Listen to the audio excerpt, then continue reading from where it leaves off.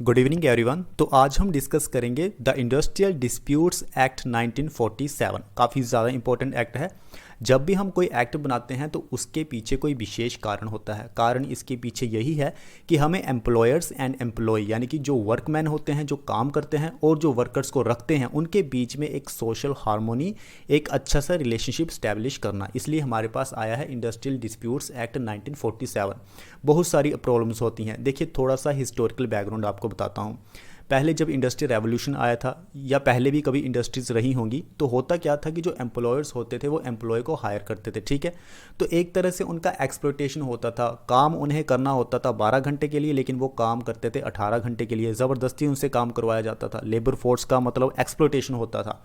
तो ऐसी सिचुएशन में आज हमारे बीच में थर्ड पार्टी आई है। थर्ड पार्टी का नाम है गवर्नमेंट। अब गवर्नमेंट सारी देख रेख करती है कि एम्प्लॉयर्स क्या कर रहा है, एम्प्लॉयज़ क्या कर रहे हैं, और इनके बीच में जो डिस्प्यूट्स है उसको कैसे कम किया जा सके, उसे कैसे मैनेज किया जा सके। तो उसी दिशा में भारत में ये एक इंपॉर्टेंट एक्ट है, द इंडस्ट्रियल डिस्प्यूट्स एक्ट 1947, जिसमें हर एक तरह के डिस्प्यूट्स को सॉल्व किया जाता है। तो आज हम डिस्कस करते हैं, one by one point discuss करेंगे इंडस्ट्रियल डिस्प्यूट्स एक्ट 1947 का। So it is a comprehensive legislation in India that governs the resolution of industrial disputes, right? It aims to maintain the industrial harmony and ensure a fair treatment of workers. तो workers के साथ जो exploitation होता था उसको कम किया जा सके, जितने भी डिस्प्यूट्स आते हैं उनको रिजॉल्व किया जा सके। आगे चलते हैं। कवरेज की अगर हम बात करें तो इस एक्ट में सारी की सारी इंडस्ट्रीज आ जाती हैं, including public industries, private sectors with certain exceptions. उसके बाद हम बात करते हैं इंडस्ट्रियल डिस्प्यूट्स की। It defines industrial disputes as conflict और differences between employers and workers और बिटवीन वर्कर्स देमसेल्फ। ऐसा नहीं है कि सिर्फ एम्प्लॉयर्स और वर्कर्स के बीच में जो डिस्प्यूट आया है उसमें ही इंडस्ट्रियल डिस्प्यूट्स एक्ट 1947 का रोल होगा। नो, अगर वर्कर्स के बीच में भी फाइट चल रही है, अगर उनके बीच में भी मतभेद है, तब भी इंडस्ट्रियल डिस्प्यूट्स एक्ट 1947 का इस्तेमाल किया जाएगा। Related to employment conditions, terms of work, rights of workers.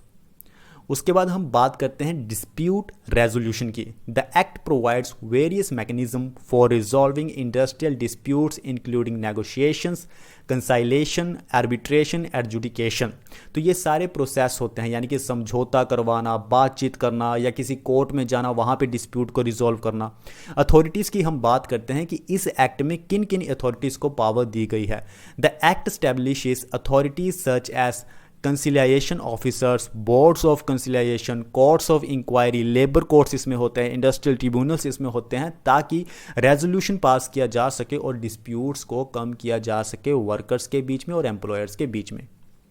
उसके बाद हमारे पास आता है grievance redressal. It sets guidelines for workers. इस इंडस्ट्रियल डिस्प्यूट एक्ट 1947 में कुछ गाइडलाइंस भी दी गई हैं वर्कर्स के लिए कि वो किस तरह से अपनी शिकायत कर सकते हैं, किस तरह से वो अपने आप को प्रोटेक्ट कर सकते हैं, किस तरह से उनके साथ जो अनफेयर ट्रीटमेंट होता है उसको रिजॉल्व किया जा सकता है by employers for participating in industrial disputes.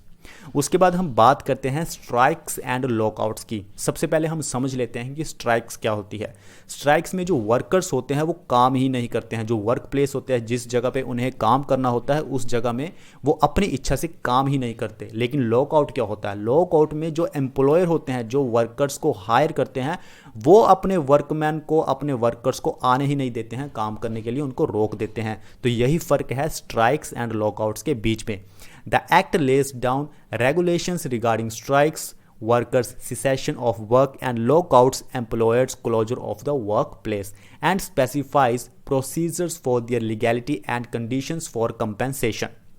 उसके बाद हम बात करते हैं रिट्रेंचमेंट एंड ले ऑफ की। सबसे पहले हम समझते हैं कि what is the retrenchment. Retrenchment का मतलब होता है कि आप वर्कर्स को टर्मिनेट कर देते हो, बाहर निकाल देते हो काम करने के लिए। और ले ऑफ का मतलब होता है कि आपने वर्कर को कुछ समय के लिए सस्पेंड कर दिया है, बाहर निकाल दिया है काम करने के लिए।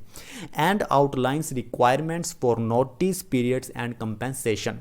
उसके बाद हमारे पास आता है settlement and award. The act recognises the importance of settlements reached between employers and workers as well as awards given by labor courts और industrial tribunals and provides for their implementation. तो ये सारी चीज़ें इंडस्ट्रियल डिस्प्यूट एक्ट 1947 में दी गई हैं।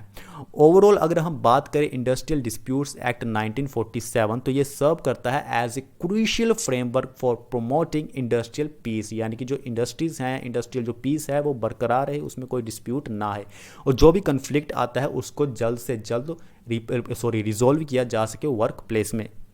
तो आज हमने इंडस्ट्रियल डिस्प्यूट एक्ट 1947 के बारे में समझा। अगर आप चाहें तो हमारा टेलीग्राम चैनल भी ज्वाइन कर सकते हैं किसी भी तरह की पर्सनल गाइडेंस के लिए और किसी भी तरह के नोट्स के लिए जो शायद आपके काम आ सकते हैं। Thank you.